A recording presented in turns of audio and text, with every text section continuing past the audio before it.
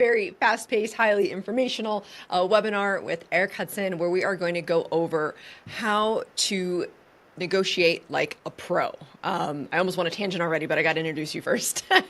So Eric Hudson is the director of TA over at DocuSign. He's also an executive coach and has helped over thousands negotiate jobs with salaries in the 6 to 7 figure range, which Eric, I'm going to need your help.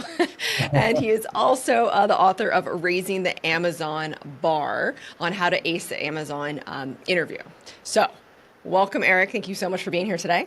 Yeah, thank you for inviting me. I'm really excited about this. We have talked before and we both geek out on coaching and salary negotiation, and I'm really excited to help some folks today. Yeah, no, it was great. And so, how long have you been in TA, first of all? So I've been in TA now for 14 years. Nice. Okay. At what point in your career did you harness the negotiation part of being a recruiter, essentially? Well, I think always. From day one, I started at Aerotech. That's where I got my recruiting chops. And, you naturally start to negotiate from there. But I mostly did all like company negotiation. Okay. And I really learned that there was a science and a psychology to negotiating with recruiters. And it wasn't until about 2019 when I got contacted to be an executive coach and to really help people that I was like, wow, I'm really good at playing recruiters and telling people what to do and what to say Uh-huh. to be able to get more money from recruiters. And that really opened up a nice niche for me, which is why I help people obviously um, work on negotiating higher salaries and all that good stuff. So yeah, that's pretty much when it started. And really, it's I've always been doing it, but now I have both sides mastered. Yeah, no, absolutely. Well, when you know how a company ticks, you know how candidates tick, and you know all the motivators from both sides, it just kind of comes together. It's like, you have that golden ticket, like the inside scoop. Like, here's how we work, here's how you can move the needle for yourself. Exactly, exactly. And we'll talk more about that today, I'm sure, but Yeah. especially with the big companies out there, because there's a ton of data out there on those big companies, and it makes it a lot easier for our Yeah. So coaches. I'm used to going on Team Blind. Do you Yeah. like that website? Oh yeah, absolutely. So I've been on Blind since 2014, 2015. I think I was like Yeah. right when they came out. And I've always been on there. And I think if you've been on Blind, you really know how it can make you. First of all, you covet all those total compensation ranges that you see on there, right? Yeah. Which is a great source of data, but it really helps people get on there and realize I'm being underpaid. And you can see it in a forum, whereas like you can see it on FYI.levels. But if you're browsing Absolutely. blind and obviously learning about companies, it really gives you a lot of intel and data. And another thing too is I use blind whenever I get reached out to or told about a company I never heard of before. And you can see inside that company, you can see if they're first of all a toxic company to work for or a good company to work for or what the problems they're having are, and it just gives you an inside look at the company. And obviously the salary data is a good icing on the cake as well. Yeah. So how does that compare in your mind to like a Glassdoor? So Glassdoor is not my favorite, right? Agreed. Yeah. It Glassdoor, I think Glassdoor really squandered their chance to dominate this area, and they lost it. And they just didn't do a really good job of capturing the data of salaries. And Uh-huh. another thing about Glassdoor is Glassdoor is very much more of a company focused site, and I think it's because a lot of their revenue comes from companies versus coming from individuals. Whereas Blind and FYI.levels really blew everybody else away. So if people were like, "Well, I sell this on Glassdoor," I'm like, "That doesn't mean anything, right?" And a lot of times it's like from 2 or 3 years ago. Whereas FYI.levels is very much updated, and in Blind, people are posting those comp information in real time. Yeah, absolutely. So, how do you navigate just your job at DocuSign, but also your exec coaching when it comes to salary negotiations? So, how do you hold strong on both sides, like with what you're doing? You're talking about how I hold like on the negotiation side, how I Yes. Yeah. yeah, Yeah. Because like I'm thinking of two things of like here I am with DocuSign being like, hey, we need to make sure it works for both parties, right? And then here I am on the other side of the coaching where you're like, push, you get more, like you can do more, you know? So I think we walk a fine line as recruiters in general. So, you know, like I'm an agency recruiter, right? So the company pays my bills, but it's the candidate really who moves the needle for me, right? So I want to do right by both sides. right, So absolutely, absolutely. how do you So do that? yeah, so it's like the debate team, right? You Okay. get put on one side of the debate, no matter if you believe in the debate or not. But whatever side you are on the debate team, that's the one that you're going to try and do your best at because you're a professional and you're a good debater, and you're going to try and create that good debate. So it's the same thing for me. When I'm on the company side, I'm an advocate for the company, right?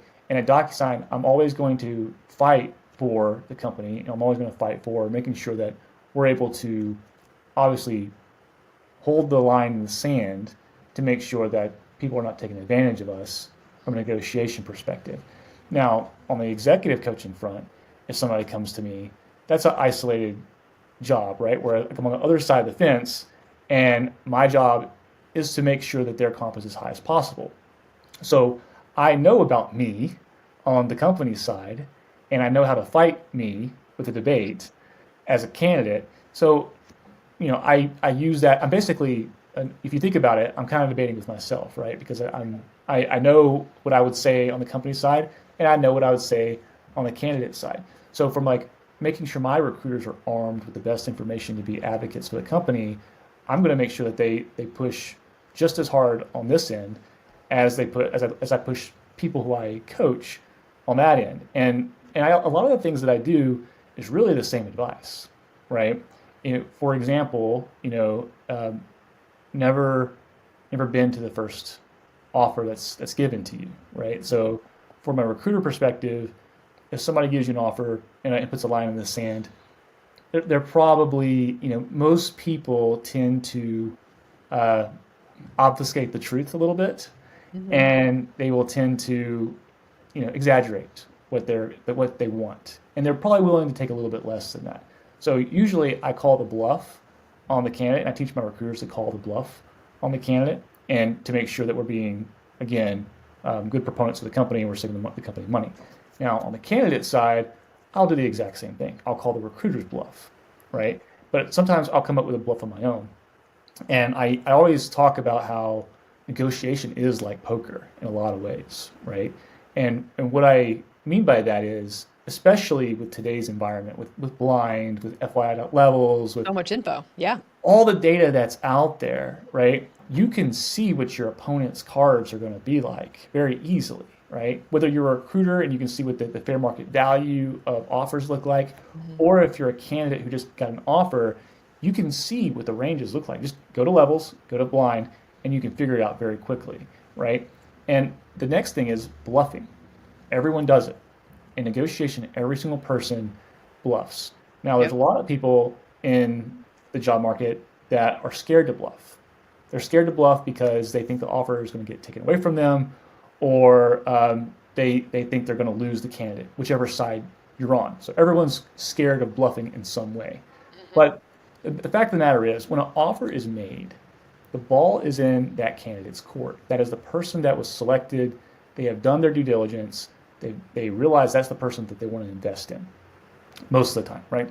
So because of that, if the candidate has the employee's cards, which is the data, right, and they can see those cards, it makes it a lot easier to bluff. And that's why there's nothing better in any kind of negotiation situation than somebody who has a competing offer Hmm. or has some kind of leverage, because some other entity wants that person. So I always encourage people, whether you have a competing offer or not, to be able to bluff so that you can maximize your offer, because you know their cards, you know what they're willing to pay you, right? You know what they've been willing to pay people in the past. So you might as well be able to bluff that. And a lot of people are like, well, Eric, I'm scared to bluff. Like, what if they ask for my offer letter? Well, in that case, you say you signed an NDA with a stealth startup, right? Yeah, And I don't think people do that anymore. Like, do you remember back in the day when you would always share your W-2? You know, it's like, yeah, here's my you can. W-2. Yeah, well, you can't really do that. You can't really, Right? No, yeah, no. it's not really, Yeah. they don't really allow that anymore, right? Yeah. Especially the big companies. I think at this point they're so scared of getting sued that, Yep. Doesn't that happen.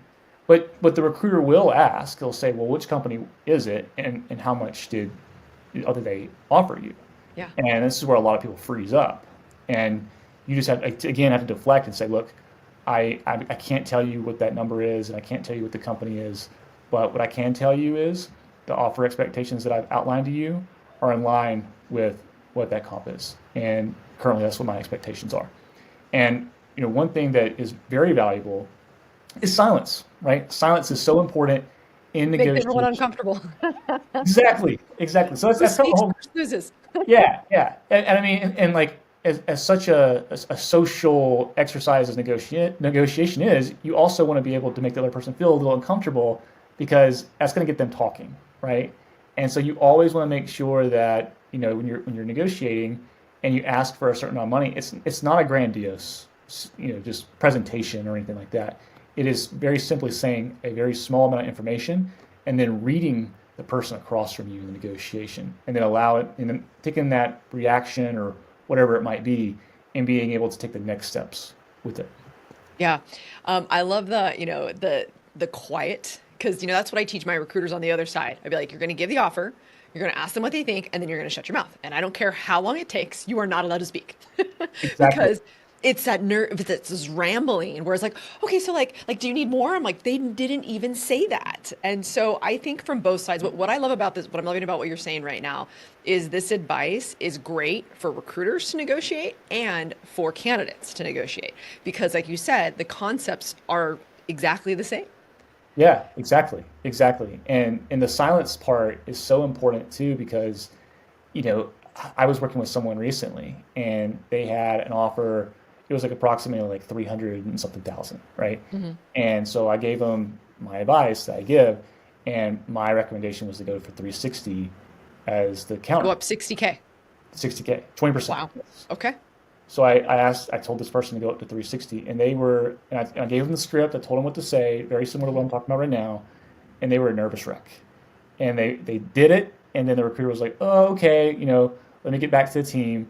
And she called me and goes, "Eric, I'm just going to accept the offer right now." I'm like, "Whoa, whoa, whoa, hold on, just wait, Calm down. wait, just wait." They're probably going through what's called an offer exception process, which typically takes about a week. They're trying to get approvals. And you may not get this approved, but it's probably going to be a lower number. And she said, okay, okay. And over the weekend, she calls me again. She goes, I'm just a nervous wreck right now. Oh I wish God. I never did this. I feel like I'm going to throw up. And Oh I'm no. like, okay, just relax, just wait. So Tuesday comes along, right? The offer comes through, 350,000. Woo. Going up 50. I got like money chills over here. That's a big leap. It's a big leap, but it just goes to show that just wait. And as long as you're cordial and respectful, no one's going to take an offer from you. I mean, most likely you'll put a anchor in the ground, Hmm. and they're going to come back with a lower number. But you're going to Or see they'll an just say no. increase, or Yeah. they'll say no, right? Yeah, it's the worst thing that can happen. It's the worst thing Hmm. that happen. But at the end of the day, you're most likely going to see an increase, right? And going back to the silence bit.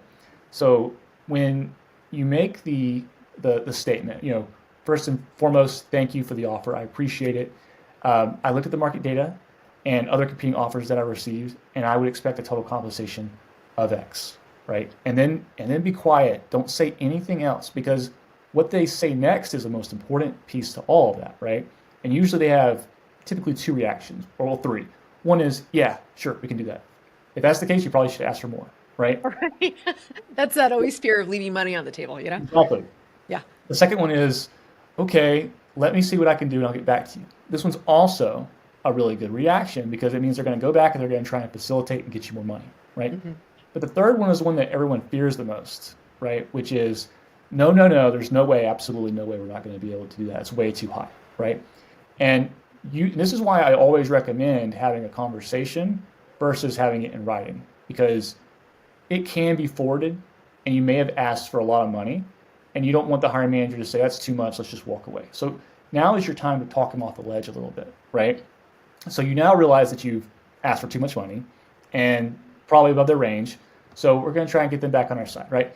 So what I would typically say to this is Well, first of all, I appreciate you. You've been an advocate for me. You've been a proponent, right? Get them back on my side and get them back to like, again, blowing smoke a little bit, a little Yep. flattery. Flattery gets you everywhere. Right. Flattery goes a long way. Uh-huh. And then I'll say something along the lines of like, look, this company is my number one choice, and I want to come here. I want to make this work. I'm just trying to make financial sense of this. I have a competing offer that's in line with the expectation that I just told you. How can we work together to close the gap here? Right. So now you're asking a recruiter, you know, what do you need to do to make this work? And they're most likely going to tell you, okay, I can't go up to 360, but I might be able to go talk to the hiring manager and it might be around 340. Is that something you would entertain? Absolutely, I would entertain that. But at the end of the day, I'm just trying to make this work and I'm trying to walk away from the other opportunity and mitigate the financial risk of losing that money. But again, this is my number one choice and I want to come here. Exactly. I like the number one choice. So again, from my side of the coin, when I'm teaching recruiters how to negotiate, it's like we just want to get down to it. I don't want to stick my neck on the line for someone that doesn't actually want to join the company that I am giving them an offer from. And I like to get a commitment. I would love your thoughts here because I always say like, look, are we really your number one choice? You can tell me. Because here's what's going to happen. I have to go stick out my neck. I got to go contact the hiring manager. We're going to go contact the CFO, and they're going to ask me, is this person really going to accept? Because otherwise it's a waste of our time and we have a second choice. We have someone waiting for us because that happens all the time too, right? Like that's a legit thing. Right. And so I like to be very like transparent where it's like, if I'm going to go to bat for you, like you better be telling me the truth because that I think happens a lot. So how do you work candidates through that? So like, I guess what I'm thinking is, what if they don't want, like, what if they have two choices and they actually don't know which one they like the best? Are they still just trying to see who's going to give them the most? Or are you actually talking them about something besides money? Well, I mean, so this is negotiation only, right? So we're Got only it. talking Okay. about just the money piece to it, right? Got So it. I mean, I say this very frequently. The job hunt is like dating, and 100%. and so you're going to go with the better option at the end of the day, right? Mm, Whichever one you think is the better option. And so your career is the only time really where you get the opportunity to be selfish, and you should be mm, selfish because no one's going to care about your career more than you. I once went to a job where I didn't know if I wanted to go there, and I wanted to stay at my current company, but I knew somebody that was the manager, and she quit the second day that I joined. So I went to a job just for that person, and they left. You know, so if they're going to prioritize themselves, you got to prioritize yourself. And I hate to be like the cynic out there saying that, but it's so true with the job market, the way it is, and you have to be able to focus on what's best for you and your family at the end of the day, right? So I would have my candidates, if they had two competing offers, saying the same thing to both of those companies, right? But what I like about your approach and what you said, like if that's a dream scenario for a candidate to hear that, right? Because that tells them that you are going to go above and beyond and you're going to go to bat for that candidate. And that's going to mean a lot to them. A lot of recruiters don't have that kind of conversation. And how you set those expectations is actually great training for a recruiter because now you've actually set those expectations with that candidate. And that candidate is now thinking, wow, she really went a really long way to do that. And they're probably more likely to take your offer than someone else's offer because you're someone who truly is direct and sets those expectations versus playing this little game that we all play in the negotiation corporate, world, right? Yeah. Yeah, for sure. So I'll have a negotiating confession over here, and I wonder if you do the same thing. So there came a point where it was like, I don't know, there's always trends, in negotiations as well, I feel. And it's almost like the candidates all read the same exact book, or maybe they all got coached by you. Maybe. um, I would have to talk to every single client and say, look, right now, it doesn't matter how much I pre-close a candidate and they love you and all of those things. Right now, every single person is asking for 5K more. So, with your permission, can I hold back 5K because they're going to ask me for 5K more, or can you go above and beyond what you're offering them? So I would go to the candidate and say, hey, the offer is 150. And I already knew I already had 155 approved, right? Because that's what was going on. And sure enough, oh, yeah, you know what? I don't know. Let me think about it. I think I need to come back with 5 more K. And it was just this constant rinse and repeat, so that's why we tried to get ahead of it from a recruiting standpoint. So what are you seeing on the other side? Well, that's a really good point, and I mean it plays into what I teach Yeah. people when they negotiate with recruiters, and that is never accept the first offer Yeah. for that very reason, right? Because here's the thing is like, people naturally don't think that, oh, I should go negotiate for more, right? Everyone always assumes that they're going to really accept that first offer. Hmm. And so when people come to me, they just never done this before. And they're just completely, overwhelmed by the whole process. And they don't realize that a lot of times recruiters are holding back when they give that offer, which is why I always say, like, don't accept that first offer, right? Because you're going to be able to get more typically, unless like only like outliers are like if that person is making $600,000 and they talk to the recruiter and the recruiter's like, look, this role is only paying like 580, Right. right? Are you gonna you know how it is in the front end of the process. I'm not going to be able to get above 580, and I realize that you're currently at 600. I don't want to waste your time. At that point, you're probably not going to get any more than 580, as you know. Like the recruiter's like genuinely telling you, hey, you're really, really expensive and you're above our pay range. So that's not going to be able. I'm not going to be able to do that. But typically, I usually recommend people always counter with that piece to it, right? Because again, to your point, people are always holding back with that first offer, and The paid. the Yeah. recruiter's also trying to find a way to be like, oh yeah, I'll do it, and it's like, yes, right, I got them at the number that I really wanted them to from the very beginning, and that's also a tactic that I teach my recruiters too. Is like, sometimes you gotta give them an offer with plenty of wiggle room, and like what you were saying is like getting that buy-in to get the approval beforehand. When I was at Amazon, I was very fortunate because I ran this area for like 5 years and they trusted me. So I got to the point where I could get approval within a range. So I didn't have to get their approval anymore. And Great. so, Hmm. which was amazing because like I had so much room to work with and I could play with like the psychology of it on my own. And, it was very easy for me to be able to get things approved very fast. And if they said no, I'd be like, okay, well, let me go back and I'd give it a day. And then I'd come back and be like, Sweat it out. look, hey, I went to bat for you and I got, all this extra stock and all that, Hmm. et cetera. And sometimes I would, right?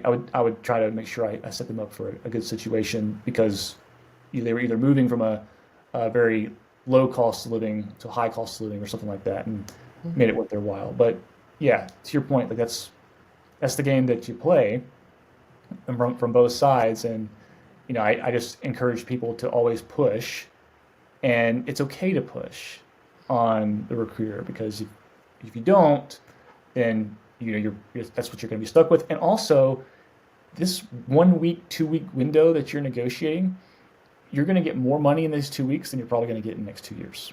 That's what I was just going to say. And like even the raises and bonuses and all of that stuff, you can really move the needle with that negotiating. And now I actually think that this comes down to a confidence level of what people think they're really worth. So I would imagine you're also coaching them on that, not just what to say, but also the mindset of things. Because as you were telling that story, the woman, like freaking out over the weekend, like so many people dwell. I think people by nature dwell, right? They dwell, they freak out, they stress. Oh, this is my livelihood. Also, depending on their situation, they might really, really need this job. Right. So there's that other aspect to things. So how do you basically calm them down, pump them up at the same time? So you really have to do, especially today with all the layoffs that have Yeah. happened. There are so many people that I'm working with that are very talented. They were highly compensated at their previous tech company and they got a new opportunity and they're scared. They're so scared about getting the offer pulled because they finally got something in hand after months of searching, after being, their severance package is running out. They have Running out. kids, Yep. they have daycare, they have mortgages to pay, and they have this offer. And I've noticed that people who've been laid off, they need that surge of confidence. So what I try to do is I try to raise their confidence level. And again, like you said, I give them a little pep talk and I reassure them, right? Because they don't know what happens in the back kitchen, right? They don't know what's going on. And I try to coach them through that and kind of give them that education of, again, look, they're not giving you the best offer. They know that you're going to counter. They already have a plan to try to close you whenever you try to counter from this offer, right? And so I do my best to make sure that they understand that this is just all part of the process, you know, and they are scared to death. I mean, I've probably had 4 or 5 people in the last month that have been laid off, and they have this role and this opportunity in front of them, and they're all so scared, and they're like, Eric, I don't want to lose this. I go, I assure you, you're not going to lose this job if you make sure that the recruiter knows that you guys are working together. And you're saying, and Right. again, that statement, that question I made to them, I said it earlier, is how can we work together to close the gap? You tell me, how can we work together to close the gap? You see what my expectations are. You see the offer that you currently made. You know, how can we get there, right? And they will tell you there's no way we're getting there, but what I can do is this, and this, right? And There's then always something they can do, right? Like whether it's always, vacation or it's always, benefits or like whatever it is, there's something right, that they can move. right. And another thing too is like what a lot of people don't realize is like once they're done negotiating, they got their big raise, they're happy, they're excited. They're like my gal who got 60 grand more than her initial offer. They're pumped. But what they fail to realize is it's not over. You can still push some more. And the easiest thing, and all tech companies are like this, especially all the big tech companies are like this, is the easiest thing to get is a sign-on bonus. Because it gets approved, you don't have to pay it yearly after you've issued it and it's gone out. You don't have to do it the subsequent years following. And this is all big tech companies are like this. So once you've gotten that offer solidified, you want to ask, okay, thank you very much, appreciate it. Is there any way that we can incorporate a $10,000, $20,000 sign-on bonus, right? It usually makes the recruiter a little exasperated, but You're like, seriously? it's always the last thing that I have people ask for, and usually it leads to, you may or may not get it, right? But you Yeah. want to ask it, and I've had several people who've gotten it, and they're thrilled to get it, right? And it's just an extra $10,000, $20,000 that you can have for a rainy day if you get it. And so there's nothing that's going to hurt if you ask it. The recruiter may say, okay, I've given you everything that I've given you, right? You didn't, exactly. You didn't ask for that. You're Yeah. not getting any more, right? But in some cases, you can get it, right? And I I always push for it.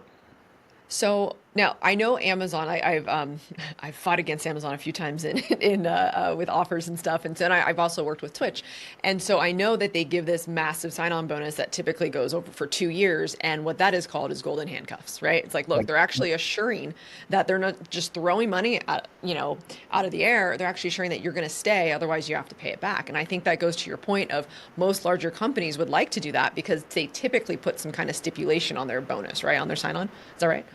yeah, well, yeah, because there's like you have to pay it back in a year typically is like the rule.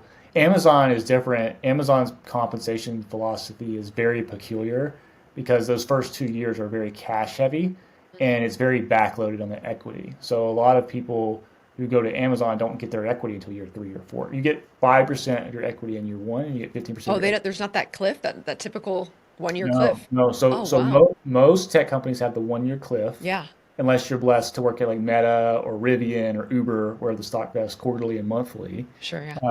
But most of them have that 1 year cliff. Hmm. Amazon has the 1 year cliff, but it's only 5% of your shares.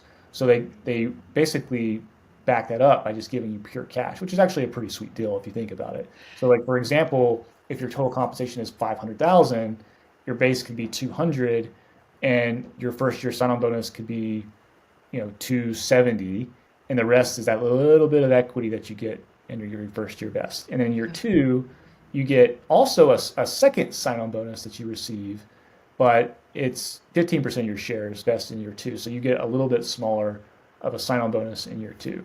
Amazon, you can definitely target and ask for more sign-on bonus just because of how they have it structured. Because they have the three, components: the base, the sign-on, and the equity. And the sign-on is by far the easiest to negotiate. Right, because like you said, it doesn't repeat itself. Right. So from a candidate standpoint, like I would definitely always push them, hey, if you can get salary over bonus, let's do that because that's going to keep you going. But if you can't get anything, then yeah, like you gotta grab it all. Um, Exactly. so so question here.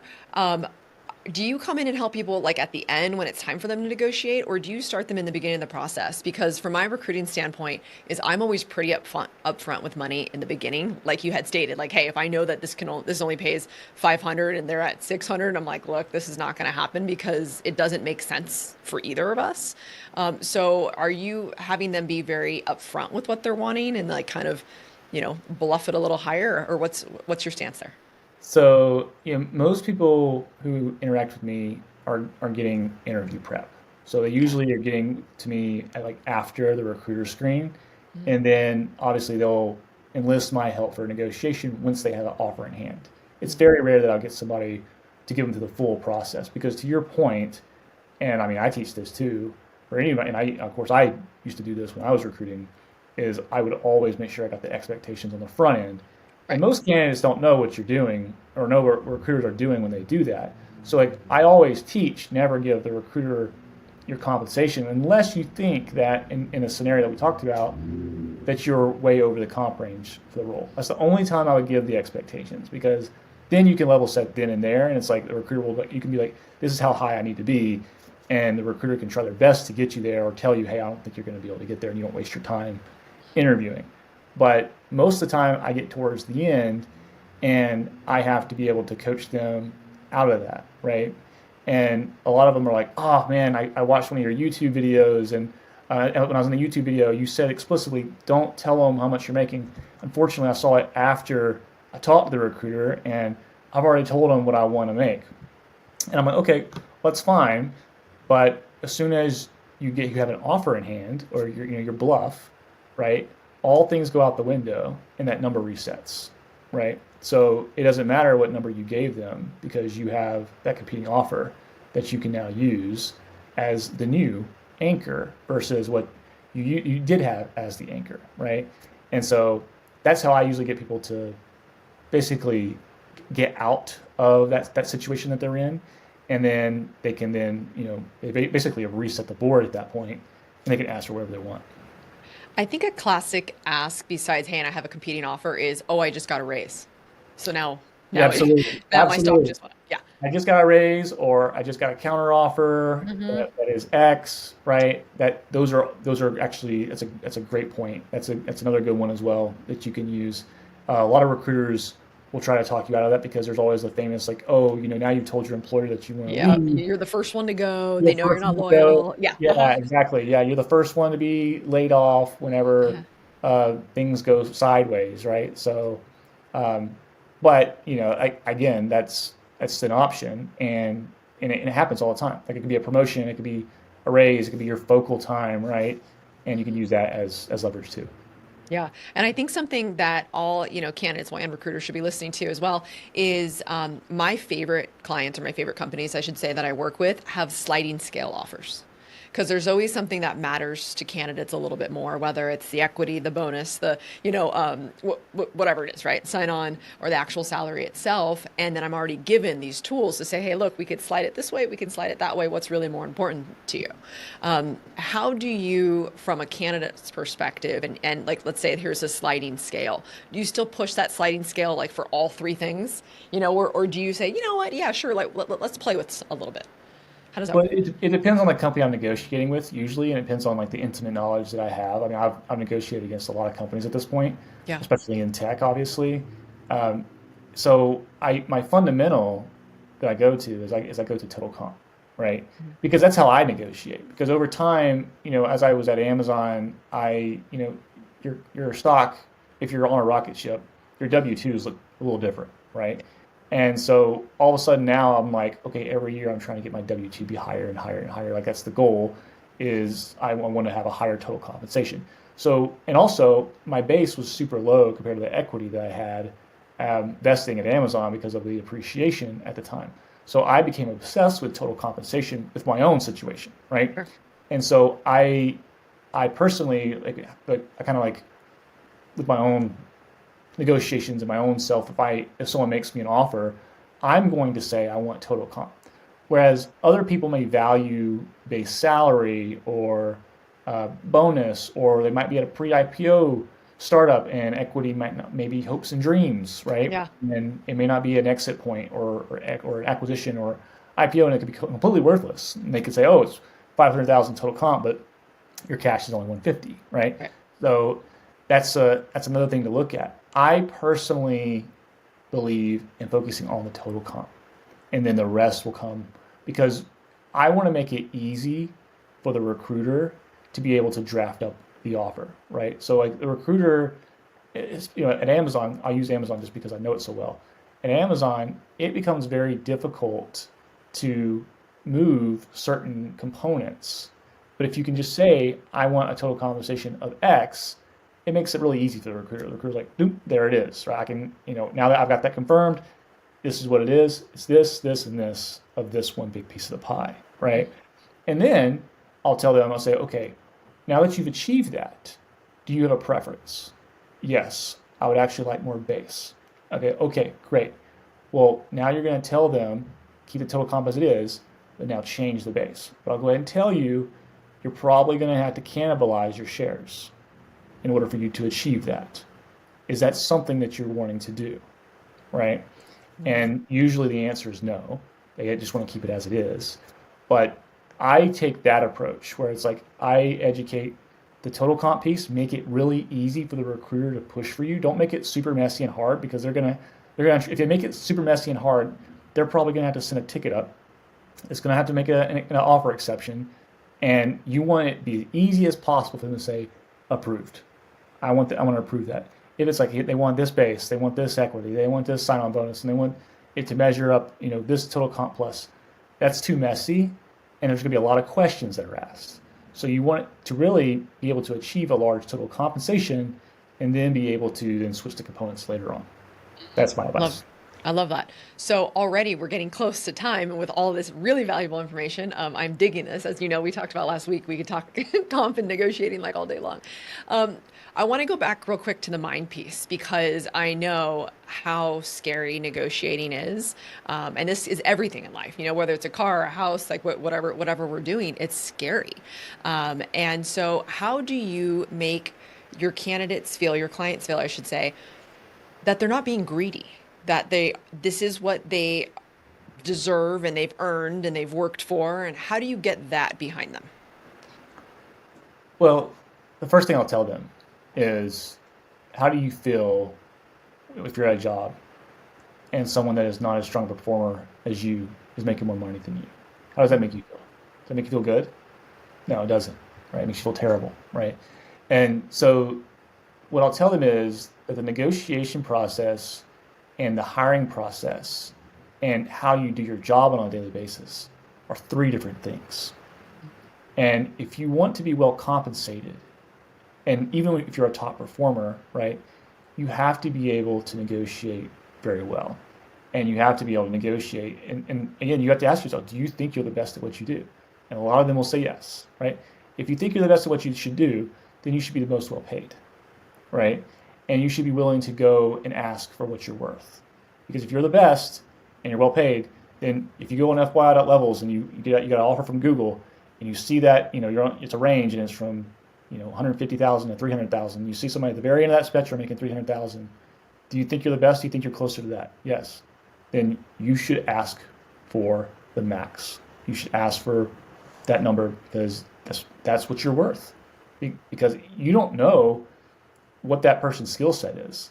I've seen many, many, many, many people who have been excellent negotiators who have gotten the top of the range. Right? I mean, I negotiated with a lot of them at Amazon. I'm thinking about somebody right now who I had to fight tooth and nail to get them to accept an offer. And I basically put them above the max of the range trying to negotiate with this person, only for that person to be pipped out a year later and let go. Yep. Because they were a low performer, right? And then hiring somebody else not long after that in the same role who ended up getting promoted 3 times in 3 years, who was significantly underpaid compared to that person that couldn't even hold a candle to them, right? Doesn't that drive you crazy from that end where you're just like, oh. It's insane, and there are ways that people try to put boundaries on it, Yeah. but the fact of the matter is, you can't, like, negotiating and bartering is so different from the premium of a work that you're going to get out of somebody. And also, you can't see the future, so you don't know what that person. And another thing too is the job market is so private, so you can't just go and find that person's manager at the previous company. First of all, it's illegal, right? Right. All you can go by is the references that they give you, and of course, the references they give you are going to say good things about them. Well, they wouldn't give you the Although reference. I've had some people not. I'm like, you really gave me this I reference? have, I have too. And it's like that's a That's head. another conversation. That's a head scratcher. It's like why would you give me that person's name if you knew they were going to say something bad about you, right? Oh, So it's very interesting. I mean, but it's so true. Like they're just different processes, and they're different kinds of skill sets. And the squeaky wheel always wins a negotiation. And it goes back to a quote by Troy Aikman. I'm a big Dallas Cowboys fan, and Troy Aikman always says, "You get what you demand, and you encourage what you tolerate." And so I apply that same thing to negotiation. You're going to get what you demand, and you're going to encourage what you tolerate. So if you don't ask for what you want, you're not going to get it. I love And that. Is that in your book? it's not in my book. No, Oh, you need a new but book. I That's could, I good. could write a new book. I actually enjoyed writing this one, but yeah, that's the end all. Like stop thinking, oh, I don't deserve this, or I'm being too greedy. Do you think you're good at your job? Yeah. Like, Yes. do you bring it every day? I like to really go back to the ROI of what they do, and say, okay, what are you bringing to the table? And also because that's a negotiating tool in itself is what are you bringing to the table? What project, and whenever I talk about, okay, layoffs, right? Can everyone help layoffs? No, but you can at least position yourself in a way that at least maybe you're the last one to go, instead of the first one to go. And I Right. think that goes back to the ROI of you bringing it every single day. One last question, because I can't help myself. And again, I know we're kind of at time here, but I know that statistically speaking, women have struggled with this the most. So I don't know what your range of women versus men clients that you have, but do you use different techniques for them, or is this like a pretty straightforward process? It's pretty straightforward, right? Okay. Here's men for some reason are willing to exaggerate more, Hmm. and whenever I talk about gender and race in particular, I always want to be careful, but and not Sure. stereotype. Sure. But it typically men like to exaggerate more. Men are okay exaggerating more. Men are okay just like shooting their shot Hmm. more when there's like no chance of getting it sometimes. Whereas I have seen with women specifically being a little bit more reluctant to ask for it or feeling guilty about thinking, and that's why I use the bluff analogy because they don't want to lie. Right. Women just don't want to lie, Hmm. and and I find that admirable. But unfortunately, it doesn't do anything in the negotiation process. You have to be able to bluff, right? And if you can't, men are going to be all.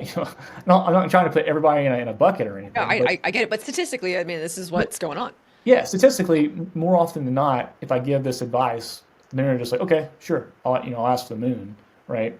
And then women will tend to pull back a little bit sometimes. Like that, the woman that I was working with on the 360, she was the same way. She did not want to ask for 360. And I said, ask for 360, right? Ask for it, right?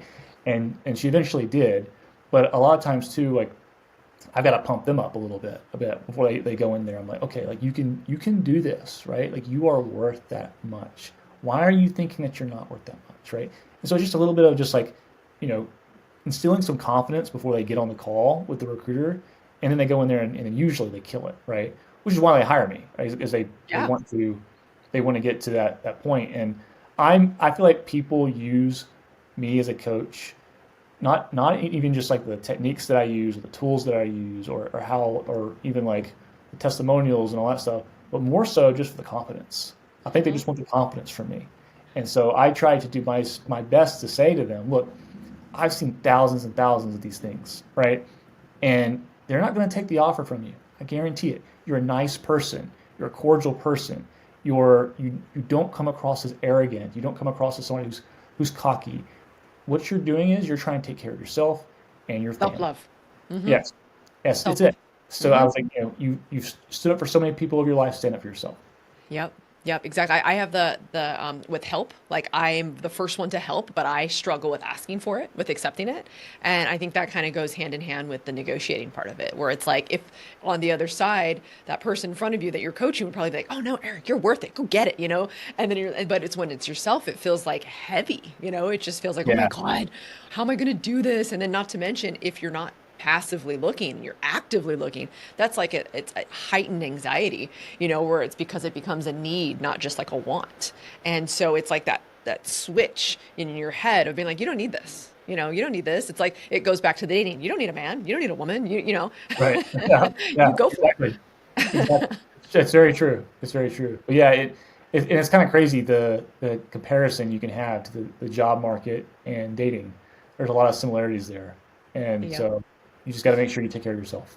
Yeah, I love that. Oh, I love that, Eric. Thank you so much. If you need help, obviously, this Eric Hudson is a negotiating pro. We'll put his contact here below, and then don't forget the book "Raising the Amazon Bar." So, Eric, thank you so much. I feel like we could do another session. So, if you all want another session on anything particular, something that we didn't dig enough on, please let us know, comment, and we'll be back. Awesome. Thanks, Brianna. This was Thank fun. you. Appreciate it. Do you hate business development? Is no one getting back to you? Are you feeling stuck in the constant battle to get your agency to stand out in the crowded field of recruitment? Does finding new clients feel out of reach or just downright painful? You're not alone. Many agency owners face the overwhelming challenge of distinguishing themselves, finding the right clients, and building solid relationships. I understand this frustration of feeling like you're always one step behind or getting caught taking your foot off the biz dev pedal. Shame on you. I hear about it all the time in my coaching, and I felt it when I first started. And that's why I created the Mastering Business Development and Client Relations for Agency Recruiters course. This course is your pathway out of the cycle of missed opportunities and towards becoming the preferred choice for top-tier companies. With my tips and strategies from my 15 plus years of experience, you'll learn not just to navigate, but to excel in the crucial areas of business development and client relations. With actionable insights and strategies tailored for the modern recruitment landscape, keep it new. This course is designed to transform your approach and elevate your agency to new heights. So stop struggling. Don't let these challenges hold you back. It's time to take action. So enroll today to get out of your business development slump.